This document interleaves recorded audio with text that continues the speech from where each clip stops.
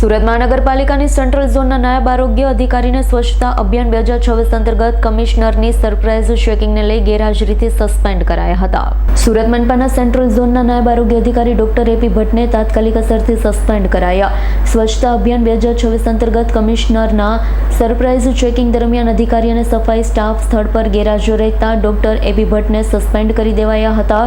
ભાગડ vegetable market વિસ્તારમાં સફાઈ કામગીરીનું સુપરવિઝન ન કરવા બદલ ડોક્ટર એપી ભટ્ટની સામે આકરી કાર્યવાહી કરવામાં આવી છે. અધિકારી વિરુદ્ધ શિસ્તભંગ અને ફરજમાં બેદરકારી દાખવવા બદલ વિભાગીય તપાસ શરૂ કરવાની વિચારણા કરાઈ છે. તો સસ્પેન્શન સમયગાળા દરમિયાન મ્યુનિસિપલ કમિશનરની પરવાનગી વગર શહેર છોડવા પર મનાઈ ફરમાવવામાં આવી છે. સસ્પેન્ડ થયેલ અધિકારીને નિયમન મુજબ સબસ્ટિટ્યુશન એલાઉન્સ મળશે, પરંતુ તેઓ કોઈ ખાનગી નોકરી કે ધંધો કરી શકશે નહીં. Bureau report, S9 news, Surat. અમારી તમામ માહિતીથી અપડેટ રહેવા માટે જોડાયેલા રહો S9 ન્યૂઝ સાથે.